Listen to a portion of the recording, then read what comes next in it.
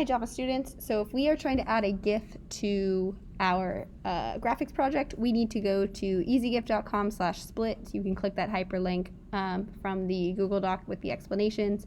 From here, you are going to upload your GIF into this website. So this is the GIF that I'm going to use, that I'm going to upload. So I'm going to say open, and then I'm going to say upload. The page will load, and from here then you scroll down and you say split to frames. So you're going to click on that split to frames option. Then you will see there are a bunch of individual frames. It shows my little person moving, dancing.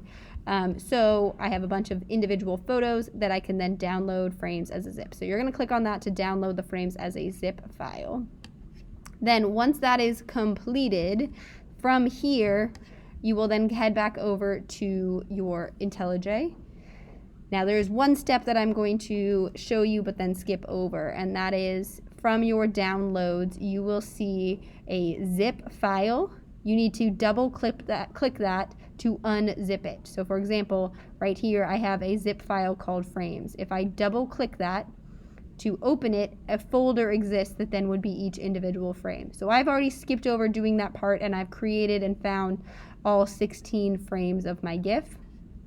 So they exist. However, you're going to need to do this, and you will have a folder with all of them, and they will look like that, something like that.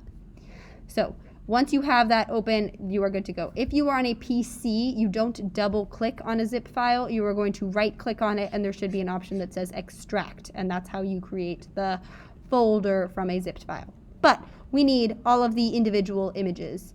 So now I'm going to take images P1 through P16 of my Dancing Among Us character, and I'm going to, well, drag them into IntelliJ to the top, just like we do for images, and add all 16 images there.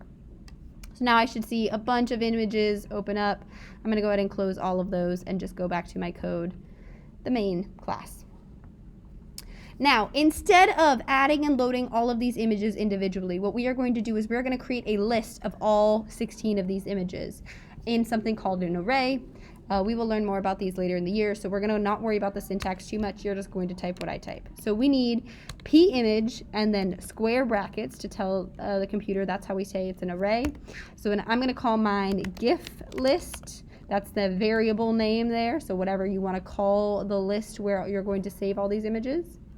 Then inside of setup, we say GIF list equals new p image with the square brackets again. Then after the square brackets, we say curly brace, and inside of the curly braces is where you're going to put all of the elements of this array. Now, where you're going to put literally all of the images. So the first one that we're going to do is we're going to load in p image, or p1 as an image. So we're going to say load image p1.gif, because that's the name of the file.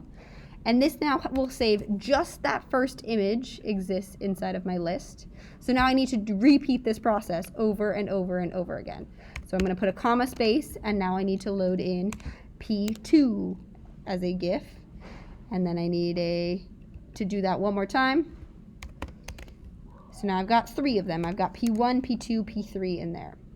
Now from here, I'm going to start cheating and going a little bit faster. I'm going to copy and paste these first 3 load image statements that I've got. I'm going to say comma, oops. I'm going to say comma, enter down, and keep going from there. And so I'm going to load in 3 more, and then 3 more, and then 3 more, which is more than I need. I think I only need 3, 3, and 2 here. But now I can go ahead and fill all these in, because all of their file names are super similar. 5, 6, oh, I don't think I made enough. 7, 8, 9, 10, 11, 12, 13, 14, and now I need to delete 1. 15, 16, and then we don't have an image 17, so we'll stop there. So now we have a list of all of the images inside of this thing called GIF list.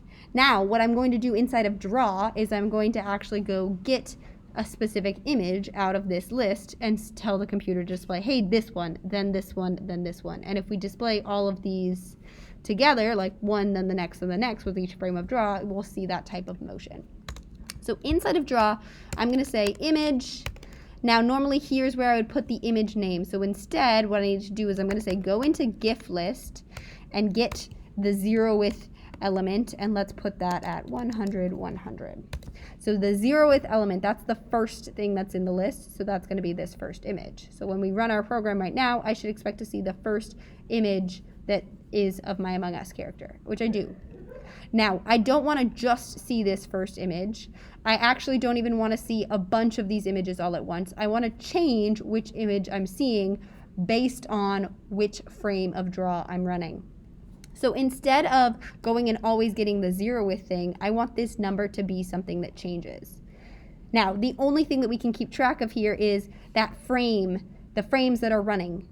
Each frame has a number to it. So there's this thing that's called frame count that keeps track of what frame we're on. It starts at 0 and then it goes 1, 2, 3, 4, 5, 6, 7, and it counts up really, really fast as that graphics program runs.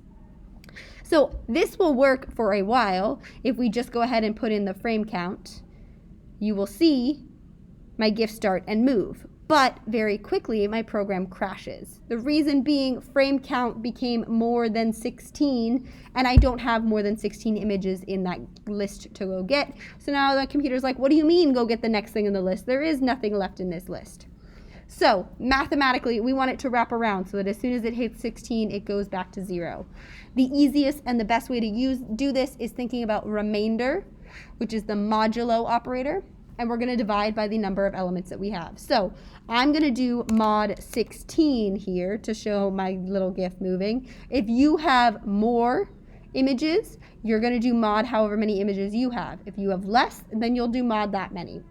So what mod does is, remember, it divides by the number that you say and then keeps track of the remainder. So now, if I put frame count mod 16, when I hit 16, it should wrap back around to 0. And it does. It moves super, super fast though, maybe faster than you want it to. So another option of a thing that you can change here is thinking about that frame rate. You can slow down the frame rate here to be really slow, 1 frame per second. This is going to look ridiculously slow here. Remember the average, the normal, it would be 30 frames per second. So this is really nice and slow for you. But you can clearly see that it's changing between all of the images. Something in the like 20 to 30 range is probably the easiest and best that we can do here. So 20 to 30 is probably what we want. So if I run my frame rate as 20, now I see my image dancing around pretty nicely. So there we go.